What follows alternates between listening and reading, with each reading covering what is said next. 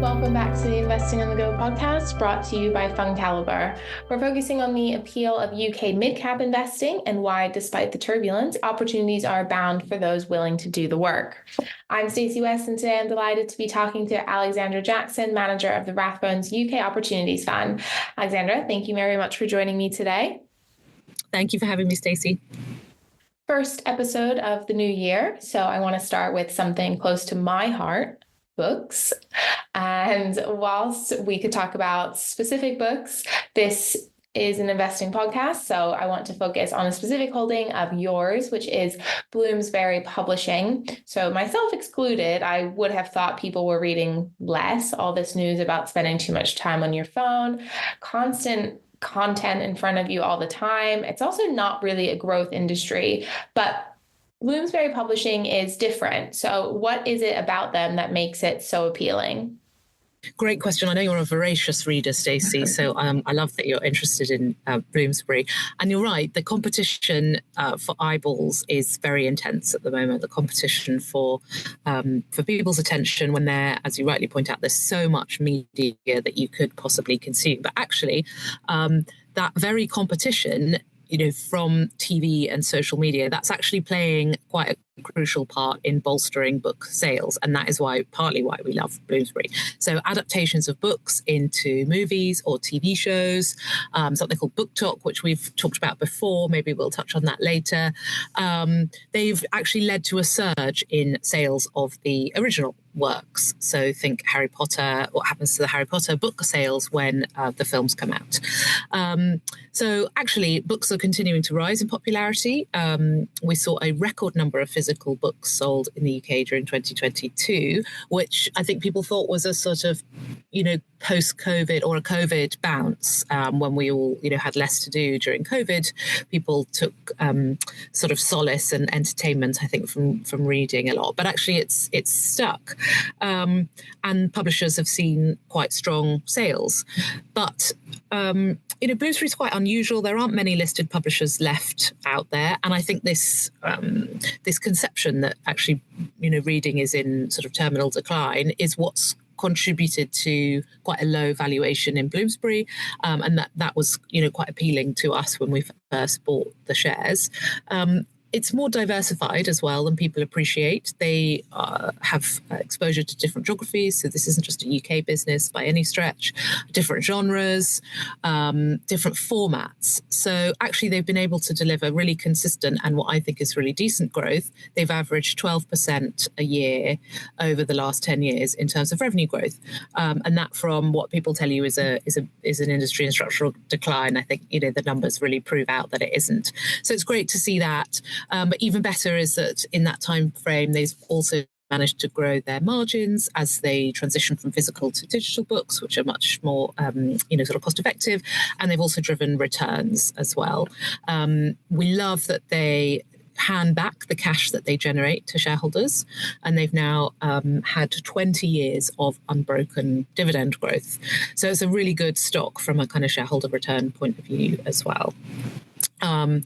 They've got one of the books that we've discussed before, one of your favourite authors, Sarah J. Maas. She is in the romance fantasy genre. She has, I think you'll be pleased to know, Stacey, she's got a new book coming out hopefully later this year, a new book in the ACOTAR franchise. Once you've got an acronym, that stands for a court of Thorns and Roses, thank you. Yeah. Once you've got an acronym, you've really arrived in terms of social media. So a new book from her later this year. It also really takes up an entire shelf because her books are no small feat. They are chunks of work. I think the last one's like 800 pages or something. Yes, and she has an entire shelf dedicated. I think of you every time I see it. My husband calls the bookcase the trophy shelf because there's nothing better than a physical book.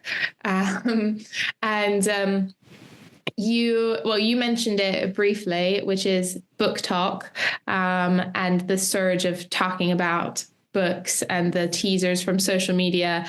I get 90% of the books that are on my to be read list probably from BookTok and social media in general. And it's obviously a driving force. It's so easy to get stuff out to people, especially more indie authors that you wouldn't see anywhere else. And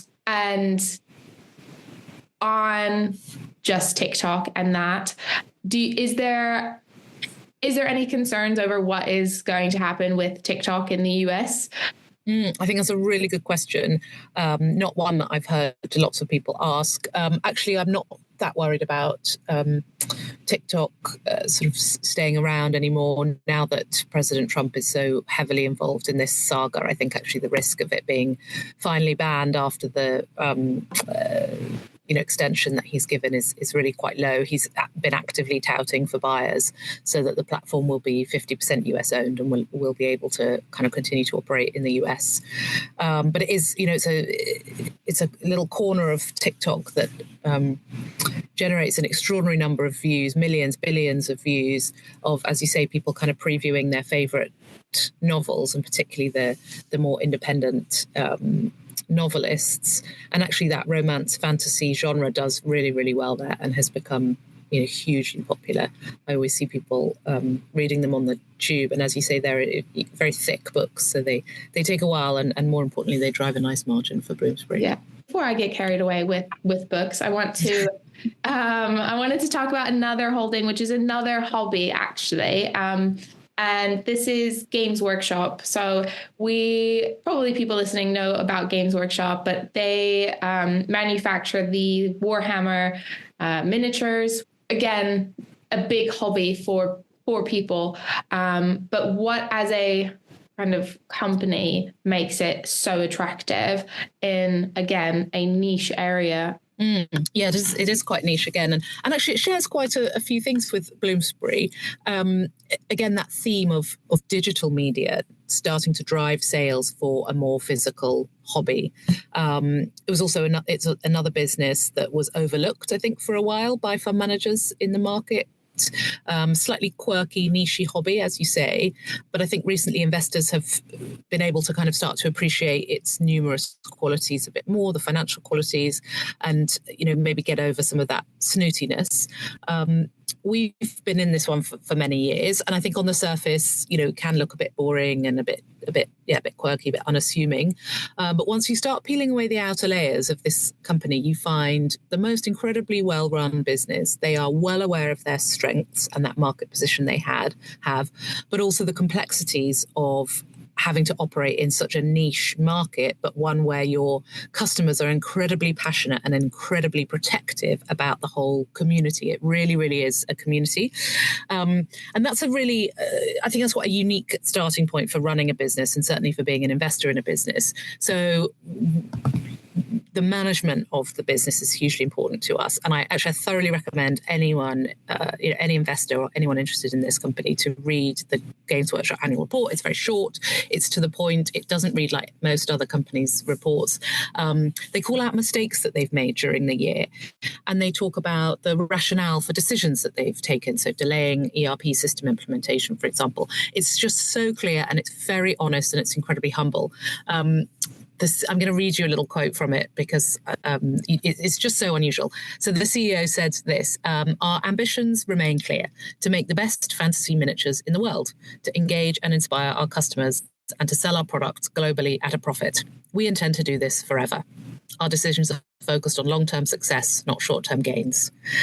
You never hear CEOs talking like that. And let alone FTSE 100 CEOs. They've just gone into the FTSE 100, which is, probably why lots of people have heard of it more recently. So we love that it's run for the long term.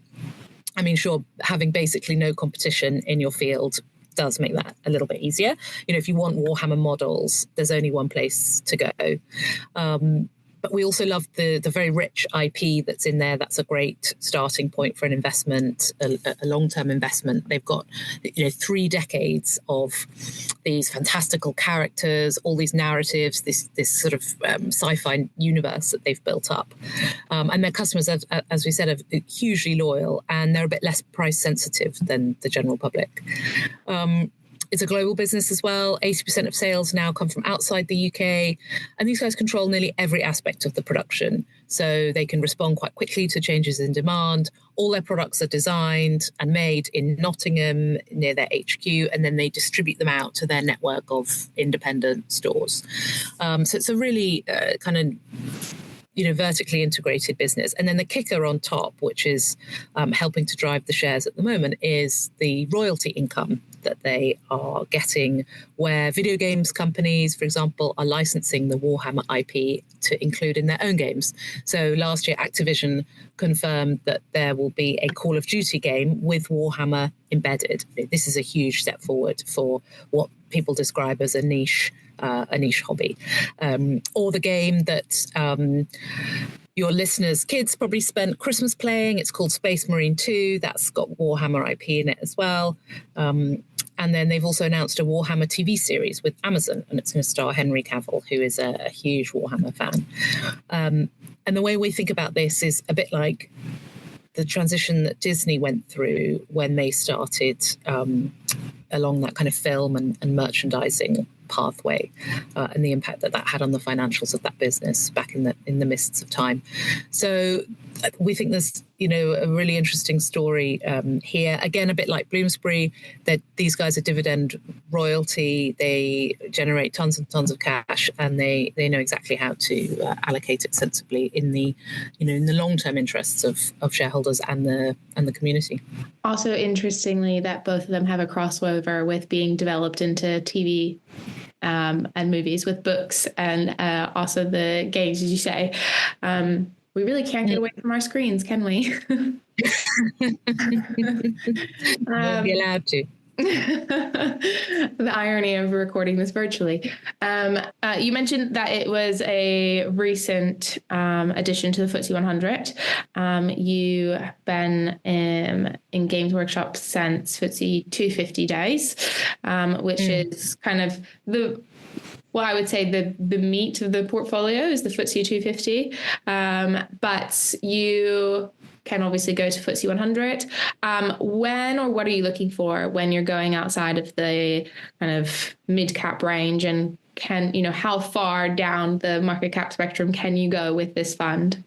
I'm glad you asked that, actually. It's Games Workshop is kind of a good example of how the process is meant to work. So the whole point of this fund is to try and find those, FTSE 100 players, but get in on the ground floor and give our clients exposure to, the kind of higher growth that you can get a bit earlier on in the journey.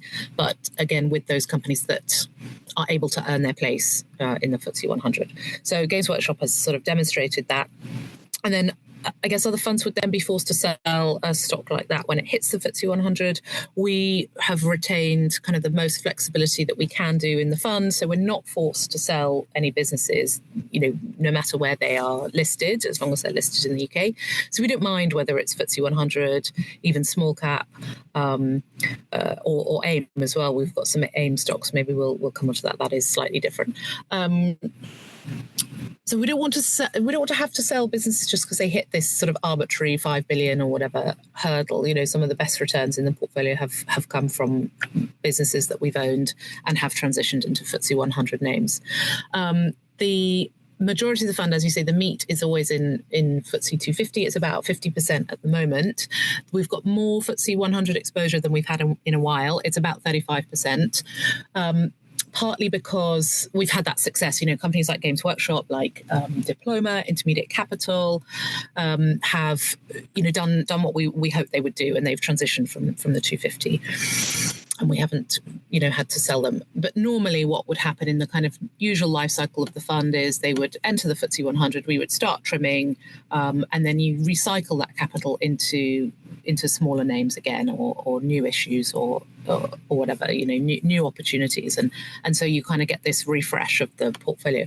As everyone knows, there haven't been many IPOs, and there are, there's delistings and de-equitization happening in the UK. So we haven't had the chance to recycle the portfolio in quite the same way. We're not nervous about that because for the portfolio, we're not nervous about that because the names that we have that are in the FTSE are, they're so high quality. Names like Games Workshop, Diploma, as I said, they're brilliant growers. They've got lots to recommend them. It's just a slightly more unusual asset allocation than we're used to, I guess. AIM has historically been a really decent chunk of the portfolio because it's where we often find the tech names in the UK. They'll often start their life listed on AIM because they can raise capital, maybe have a bit more flexibility there. So we've never kind of shied away from AIM. But at the moment, our weighting is kind of 10%, a little bit below 10%, which is lower than it's ever been, probably, because there are just some more painful structural issues there. We are in conversation with lots of our holdings about relisting, whereas before they might say, no, it's management distraction. It costs a couple of £1 million. We don't need to. Actually, a lot of the companies now say, yeah, we'll do it. We'll think about it. It's on the board's list of priorities. So I think we'll continue to see that AIM weighting come down, probably only, largely again, because the companies will move to the main list. And the bar, I think, is just, incrementally higher for us to consider other AIM names. But, I saw an AIM business yesterday, which was, tech business, really defensive. The financials are phenomenal, fantastic business that I think will do incredibly well. And I'm glad that we have the flexibility to buy that if we, if it gets through the process.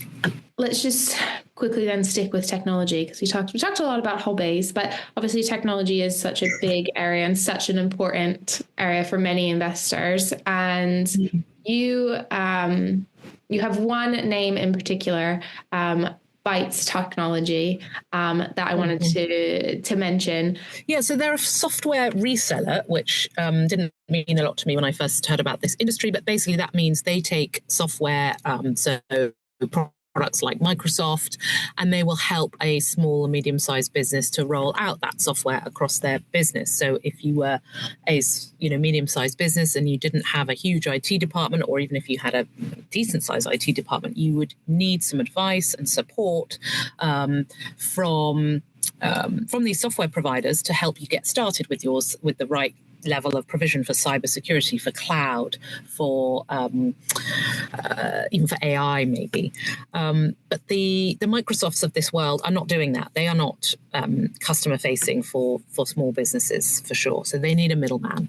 And that's where resellers like Bytes come in. We own another one in the portfolio, which is a little bit different, but a sort of similar story, which is called Softcat.